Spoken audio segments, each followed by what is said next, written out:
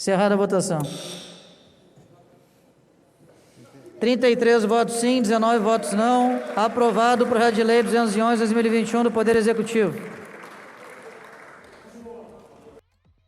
Este é o placar que aprovou nesta terça-feira o projeto que prevê a privatização da Corsã. A proposta passou pela Assembleia Legislativa do Estado e agora permite que o Executivo encaminhe a venda de ações da companhia. Atualmente, dos 497 municípios gaúchos, 317 têm os serviços operados pela Corsã. Os outros 180 fazem a prestação de outras maneiras, como, por exemplo, por autarquias e empresas privadas. Após a votação, ontem, o governador Eduardo Leite exaltou a decisão dos parlamentares em transmissão ao vivo pelo YouTube. Quero destacar mais uma data histórica dentro do processo de modernização do Rio Grande do Sul e agradecer fortemente aos deputados, 33 deputados estaduais que tomaram a decisão correta, diligente, responsável para com o futuro do Estado, com o futuro da qualidade de vida dos gaúchos, uma decisão corajosa, porque a gente sabe que é um tema que é sensível, que gera resistência. Agora, o Piratini se debruça no ponto mais polêmico do processo: a regionalização dos serviços. O tópico deveria ter sido debatido ontem, mas foi preterido por causa da resistência de prefeitos. Essa resistência também é enfrentada na base governista, pressionada por prefeitos e associações de municípios. Na segunda-feira, 2 dias atrás, em Assembleia Geral, a FAMURS pediu mais tempo para debate da questão. A expectativa é de que o leilão de ações da Corsã seja realizado em fevereiro de 2022, mas antes disso, os parâmetros de regionalização têm de estar definidos para a construção da modelagem do negócio. O projeto de privatização da Corsã é o tema do Direto ao Ponto desta quarta-feira. Eu sou Brenda Fernandes, sejam bem-vindos.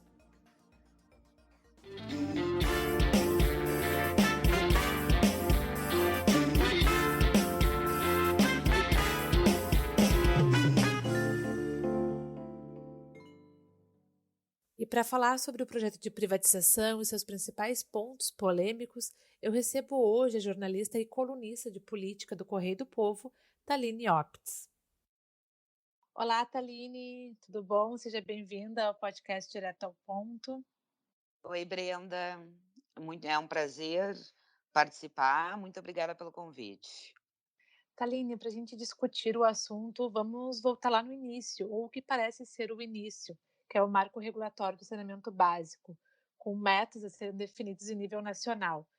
É a partir daí que o governo gaúcho passa a pensar na privatização da Corsã, ou essa pauta é ainda mais antiga?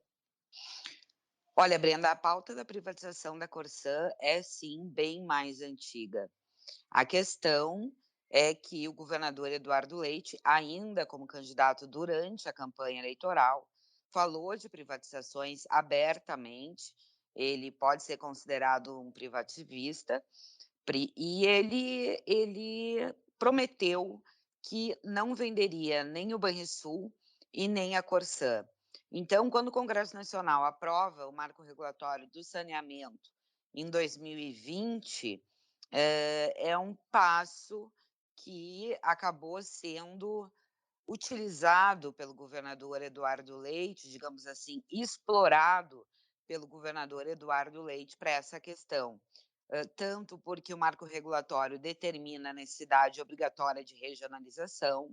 Então, hoje são 2 projetos de regionalização em tramitação na Assembleia Legislativa, um para municípios atendidos pela companhia, são 307 atualmente no Rio Grande do Sul, tramita em regime de urgência, por isso trancou a pauta, ficou para o final da pauta, deve voltar à discussão a partir da sessão do dia 14, e o projeto também de regionalização, que cria os blocos de saneamento, que na prática é o atendimento para os municípios, as regras para os municípios que contam com departamentos autônomos de saneamento, como é o caso, por exemplo, de Porto Alegre, São Leopoldo, Novo Hamburgo. Mas esse projeto também tem gerado muita crítica e muita polêmica, tanto que o prefeito Sebastião Melo, há cerca de um mês, diz que se o projeto não for alterado, Porto Alegre não irá aderir. Então, a gente pode dizer que, na prática, apesar de o governo dizer que não, eles são, sim, propostas vinculadas e o governo se utilizou do marco do saneamento para sustentar a narrativa de que a Corsã não tem os recursos necessários para garantir pelo menos 90% de saneamento, por exemplo, em todo o Rio Grande do Sul, até o ano de 2033, que é o que estabelece, uma das questões que estabelece o marco de saneamento. Então, sim, o governo utilizou o marco de saneamento para trazer à tona a privatização da Corsã nesse momento.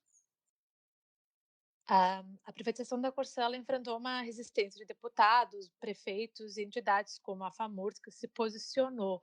Quais eram os pontos do projeto que mais preocupava esse grupo e como o Piratini dialogou? Na verdade, a privatização da Corsã, não apenas da Corsã, o tema privatização aqui no Rio Grande do Sul é um tema que se tornou, um grande tabu, desde a época lá do governo Antônio Brito com a venda da SRT. Além disso, há as questões, os vieses distintos ideológicos de partidos parlamentares que são favoráveis a privatizações, partidos e parlamentares que não são favoráveis a privatizações.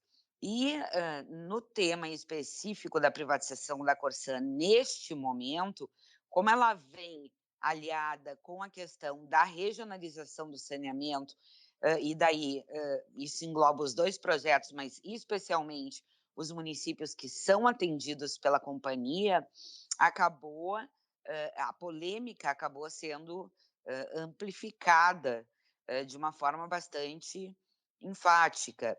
Os prefeitos, por exemplo, reclamam que podem perder a autonomia de decisões e os prefeitos, por exemplo, de partidos, de municípios que têm os seus departamentos autônomos, além de perder a questão da autonomia, eles também temem, o governo não ter considerado a questão das bacias hidrográficas.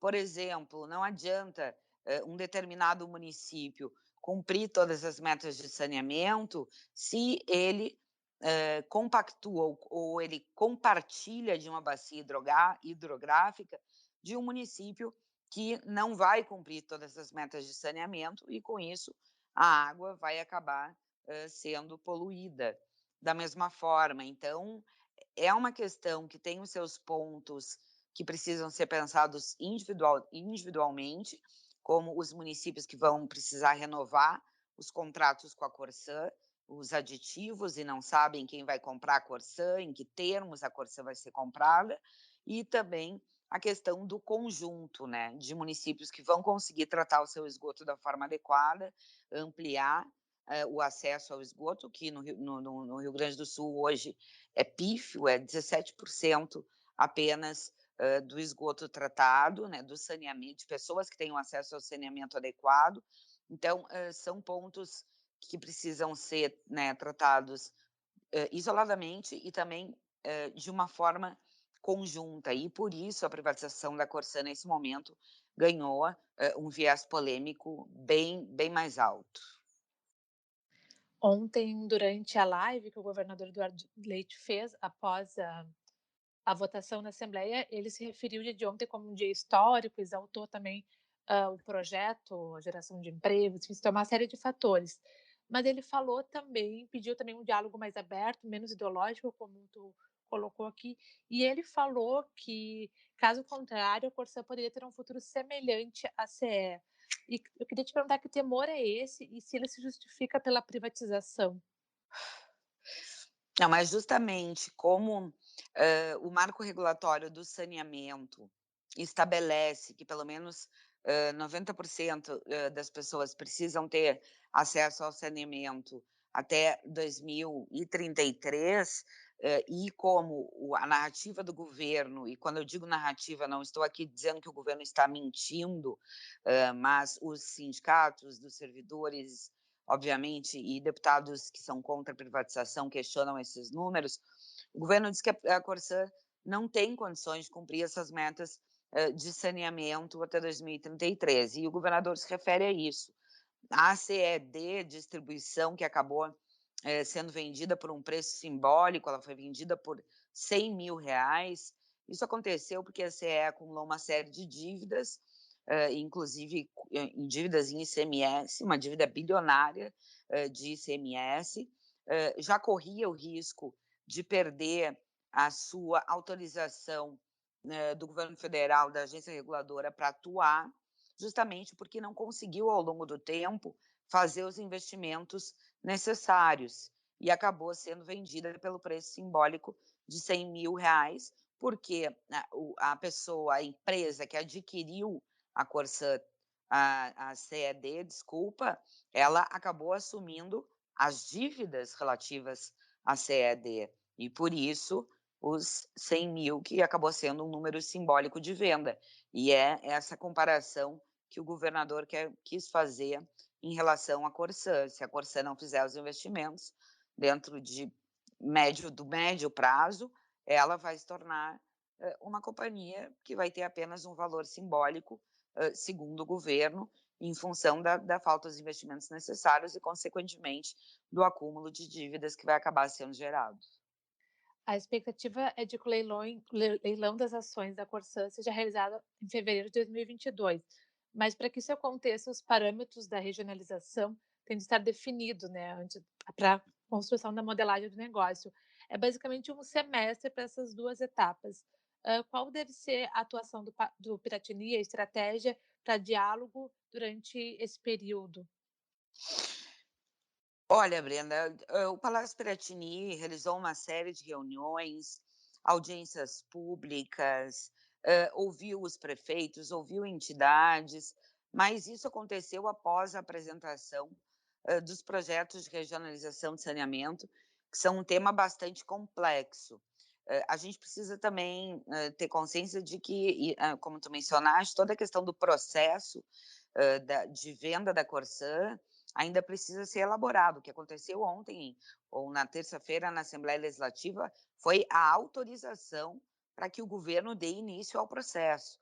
O processo todo ainda precisa ser elaborado e justamente com base nessas questões que envolvem todos as determinações que vão ser estabelecidas nas regionalizações de saneamento. E não há, por enquanto, nenhum tipo de entendimento, nem dos prefeitos atendidos pela Corsã e nem dos prefeitos com departamentos próprios. São raríssimos os casos de prefeitos que não têm críticas e resistências em relação aos dois textos do governo do Estado. Tanto que o presidente da Assembleia Legislativa, Gabriel Souza, que se debruçou sobre esse tema de uma forma bastante profunda e foi o primeiro a fazer a provocação ao governo do Estado sobre a necessidade de apresentação desses projetos que tinham, segundo o marco regulatório, que ser apresentados até 15 de julho, e o governo apresentou na data limite, no dia 15.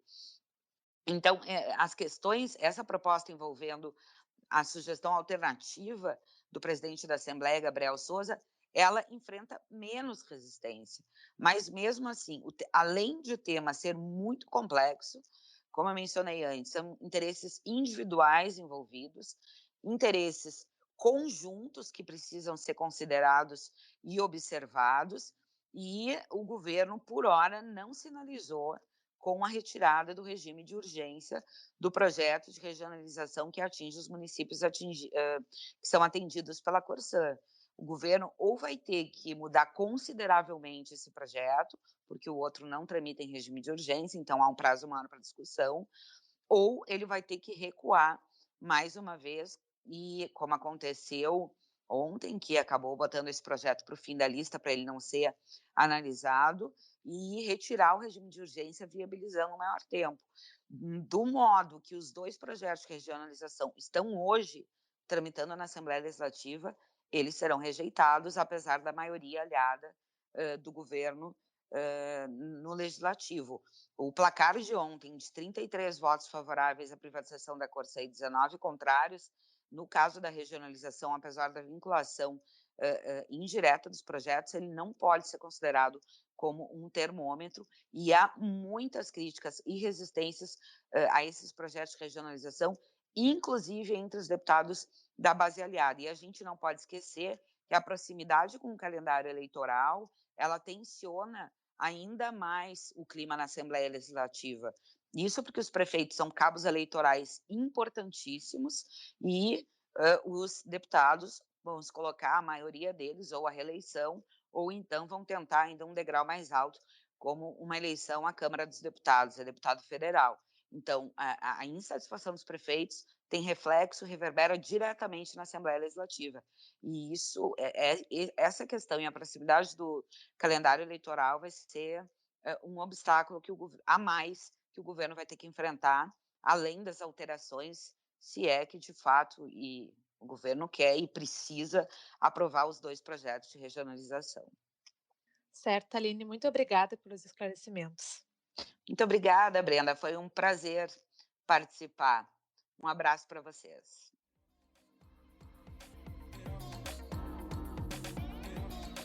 O Direto ao Ponto de hoje fica por aqui. Este episódio contou com sonoras da TV Assembleia do Rio Grande do Sul e do Governo do Estado. A edição foi de Alif Alencar. Até a próxima!